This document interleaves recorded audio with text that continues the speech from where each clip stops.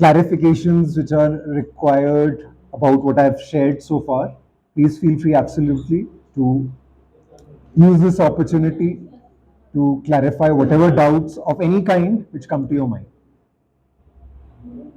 While you think about them, then I'll tell you more about the 10-day course. So in Sabu, the center is there, and two 10-day courses are offered every month. And the dates are fixed throughout the year, pretty much, except I'm sure when there's inclement weather, then it might get disrupted. No, it's fixed. First of every month, a course starts and it ends on the 11th, 12th, and the next course starts on the 16th and it ends after 10 days. So that continues without any break, without any change throughout the year. Throughout the year. So even during the winters. So you can keep that in mind in case, I don't know, I'm sure the hospitals also open throughout the winters. So what are the, while you think of any thoughts or any aspects which you might want to further discuss, I'll continue sharing about the course. So English is okay now? Okay. So 10 days, the basic rule which you have to follow, which is not really very difficult for most, but still good to know, is a noble silence. That means you are silent for the entire course and the silence breaks on the last day. So mobile phones which you might be carrying are taken and kept in safe custody and they're returned along with your valuables and eatables which some people bring with them, assuming that they might not get properly taken care of. So no eatables are allowed, no reading, writing material is allowed. Even if it is related to Vipassana, you are not supposed to carry any reading, writing material during the course. If you are bringing anything with you, then you deposit it along with your valuables. It's put in a safe locker and a receipt is given, and against that receipt it is returned back to you on the 10th day. Noble silence continues for 10 days and breaks on the 10th day at about 9:30 a.m. And then you are allowed to talk amongst yourselves and as well as call your family members, etc., after a couple of hours. Strict segregation of genders is maintained. So the male areas, the female areas, strictly segregated. Their residential areas, their dining areas, strictly segregated. In many of the centers, the male and the female don't even get to see each other except on the last day and of course before the course starts. Completely, there's even separate meditation halls for the males and the females in certain centers. This one doesn't have it right now. So both sit in the same hall. This side the ladies sit, on that side the gentlemen, the males sit. Complete segregation. Whether you're husband wife doesn't make a difference. So a lot of couples come together, husband wife, with one suitcase, and we'll share. Maybe they'll have separate arrangements. All everything to be segregated before the course starts, so that once the course starts, then you can't say "Mera shampoo to aapke paas hai," ya something is remaining. So nothing like that. Complete strangers for those 10 days. And the more you become introverted, the deeper this process works for you. Just for those 10 days. The idea is not to make you introverted for the rest of your life. Yeah. So it is to make you, take you within, and the deeper you go within, the deeper would be the revelations which that journey will present itself for you. So that happens when you are absolutely focused on yourself, not concerned. And noble silence doesn't only mean silence at the level of speech. It also means silence at all levels. So you're not, exchanging highs, byes, good mornings, good nights, not even smiles. So very often, you find people walking in groups. It has always puzzled me if they haven't communicated with each other, how do they land up walking in groups, in the walking areas? And normally it happens with the fairer gender. Somehow they have perfected that art of communicating silently as well. So not to be done, because taking out 10 days from the busy life, extremely difficult. I'm sure many of you will be thinking, 10 days कहाँ से निकाल सकते हैं? छुट्टियां होती हैं, you think of going for a holiday with the family, etc., etc. Imagine it as an investment. You're investing 10 days of your life now, which can add tremendous value to the rest of the life that you will then live from here on. It's a huge investment. So if you are ready to come out of that comfort zone, 10 days. That's the only price you pay. Apart from that, no commercial angle whatsoever. Many people find it very difficult to believe. आज के life में, आज के world में, there is something like this which is offered, which doesn't involve conversion, which doesn't involve anything commercial. And invariably in these sessions, people ask this question in different ways. So one person would have asked this question. After another hour, somebody else will ask this question, because they just don't, they just can't believe that there is no hidden agenda anywhere. There is no conversion, there is no religion, there is no money. What else is there, which can motivate such an organization? So the motivation is to enable people to come out of their suffering, to enable countless people, regardless of which walk of life, which sect, regardless of which religion, which nationality they belong to come out of the suffering. Because to get this human life form, extremely, extremely precious.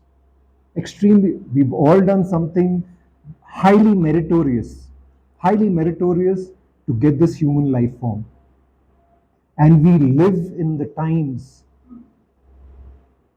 when this technique is called Paripunnam Parisuddham. The Buddha called it Paripunnam Parisuddham. Paripunnam, it is so complete that you don't need to add anything to complete it further. Parisuddham, it is so pure, you don't need to take away anything to purify it. Such a complete technique, such a pure technique, such a non-religious technique, unparalleled in today's day and age. So I've shared most of the details with you. You have the brochures which give the contact details of the center, etc. If I don't know, are we carrying the books, Rajat? Any books we are carrying with us? Yes. Yeah. Okay. So we have some books which you can take a look after the session ends. And before that, if there are any final, thoughts or questions which need further clarification, then we are here at your disposal.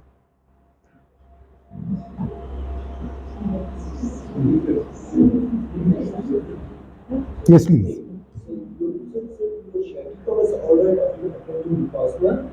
Yes, please. So, we as doctors, we have many patients who are not resolved without treatment. Right. I would like to ask you, is there a means to identify any patient who would go to Vipassana and gets healed? I am in front of you, sir. But again, so I'm a living example and I've shared, but it worked for me because I had no idea that I will get this benefit of getting rid of this absolutely terrible, crippling condition. If I would have known, I am 100% sure I would have never got that benefit. Also, to share with you further, this is of course much recent, more of my experiences since we are talking. So, since you're doctors, you will be aware that a meniscus tear cannot heal, or it's very difficult to heal. I had a third degree meniscus tear in my right knee. So I that time the this was through I do martial arts, and I continued doing it at a very late age. Also at the age of 50, I would do a martial art called Aikido. So I damaged this right knee doing that, and of course playing other sports. And it became so bad that within 3 months, 4 months, it reached the third degree tear. And there's that sense that it has got a gap when you're walking, etc. And I'm a daily meditator. I meditate twice a day for at least 1 hour, cross-legged. I just couldn't sit cross-legged. I went to there was a, I don't know if you're familiar. This was almost 10 to 15 years back when the sports injury center in the Safdarjung hospital had just opened. It was the premier sports injury hospital in the country. So all the top sports persons from across the country representing India, etc. I'm talking about 10, 15 years back. And there was a Dr. Chaudhary who was heading it. He was the orthopedic who was heading it. So I went to him, showed him the scans which he had ordered. He said, "Oh, nothing. It's just a washer, servicing of the washer." He called it. I said, "Okay." He said, "Laparoscopic process. The actual process will take about 10-15 minutes, 6 to 8 weeks of R&R, and then you can run, play, and everything." So I didn't have any other question except one. And my question was, can I cross my leg after that? Can I sit cross-legged? He said, "No, you can't do that." I'm talking about 10-15 years back. I was told by somebody that now they have, these processes where even after a knee replacement, you can cross your leg. I don't know if it's true. Of course, this wasn't a knee replacement for me. So I did not go in for that washer servicing. And and I decided to tackle it myself. For 6 months, I sat on a chair and meditated, and I've been a regular meditator since March of year 2000. Regular means every day. I might have missed 1 day or 2 days in the past 24 years, and I haven't missed a single day, and I didn't miss a single day after that. Also, after that diagnosis, I sat on a chair because I couldn't cross my legs. After 6 months, just keeping my mind strong and certain desi Ayurvedic lap, just the lap. So I can share with you. So it was like a powder which had a ball which had to be powdered, used with egg white, put for 1 hour, and that's all. After 6 months, and this is over 10-15 years back. And after that, I gradually started bending my knee, gradually started getting into sitting postures, and now I can sit cross-legged for hours without a problem. And this is when you know as a doctor that a meniscus tear, forget the third degree meniscus tear, maybe a first degree or a second degree also might not be that easy or impossible, almost close to impossible to heal. So another ailment, condition of mine, which also, if you want, I can share another. I will not. Oh, you're another. About sciatica and meniscal injury. Yeah. And other spiritual meniscus is also alright after attending the hospital. The first one. So it was actually a meniscus damage, which, so this was 96. The meniscus damage happened somewhere around 86. So almost 10 years earlier. And I like just demonstrate very quickly, it might seem a bit awkward. So this happened while I was doing martial arts again. It doesn't work for me, and still I end up doing it. So while sparring, my knee was about quite this high, and this leg just slipped. So this knee fell flat on the floor like this.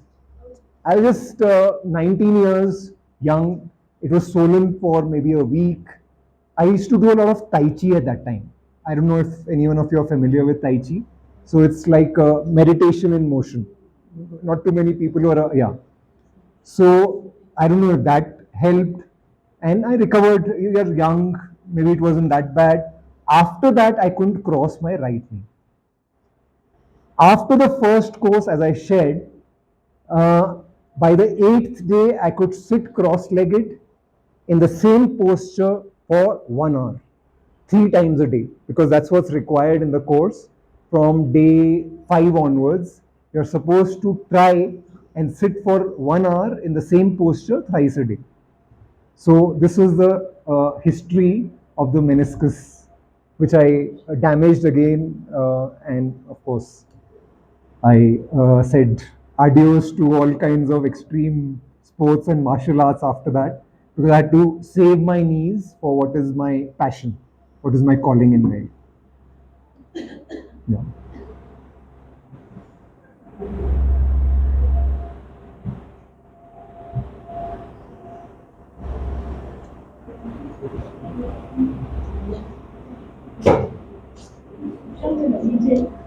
Okay, so I guess we've covered everything. अगर आपको आपका कुछ हो प्रश्न, आप थोड़ा एक देख रहे थे, कुछ है प्रश्न तो पूछ सकते हैं.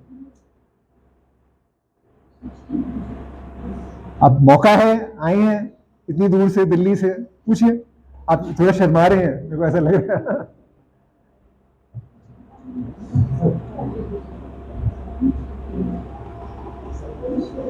Okay, so if there are no other questions or thoughts which anyone has, then we can conclude. Thank you everyone for listening so patiently. I'll just reiterate once again, and if I can have just a few more minutes of your time, I know all of you are very busy. Just few more minutes, since you've indulged me for so long, just a few more minutes. I'll end with a story. You can share it with your children also.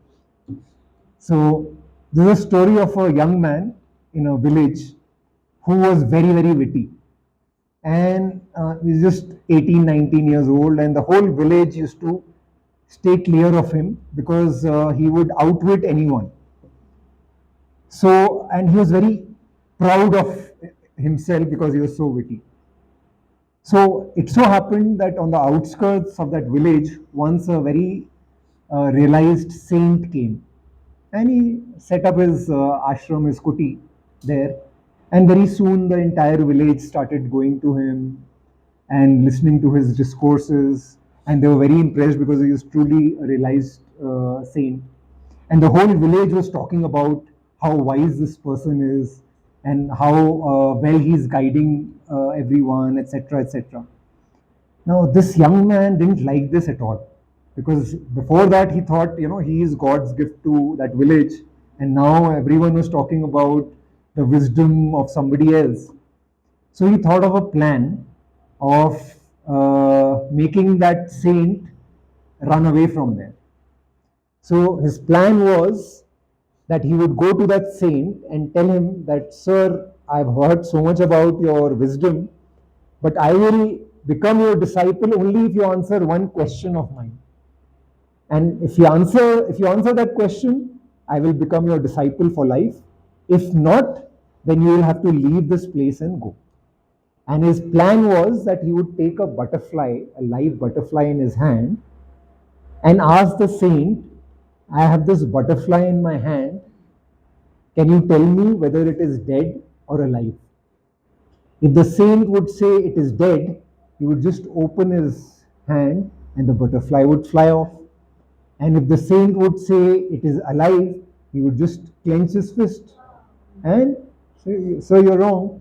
So, in either case, it was a no win situation for the saint and win win for him. So, with this plan, he went to this saint and he said, and the saint saw him from a distance and he was realized, he understood something, and he just smiled at him and he said, Yes, my son, how can I help you? So he said, Sir, I've heard so much about your wisdom, but I don't believe it. I will believe it only if you answer one question of mine. So he just smiled at him and he said, Son, please go ahead and ask. He said, before that, there is this condition. If you answer my question correctly, I will become your disciple for life. If you answer it wrongly, then you will have to pack up and leave this place and never come back. So the saint just smiled at him and he said, go ahead and ask your question. So he showed his closed palm and he said, I have a butterfly in my hand. Can you tell me whether it is dead or alive? The saint just smiled at him and said, son, it is entirely in your hands. So, my dear friends, your lives and also your patients' lives are in your hands. Whether you clench your fist and allow it to go downwards, or you open it and allow it to soar, coming out of your comfort zone. Of course, opening it means coming out of your comfort zone and allow it to soar and add tremendous value to whatever years lie ahead. So, with that, I would conclude wishing everyone all the very best for an energized and a joyous life. May you touch many more lives. May you heal countless more people and bring smiles to many more. Thank you so much.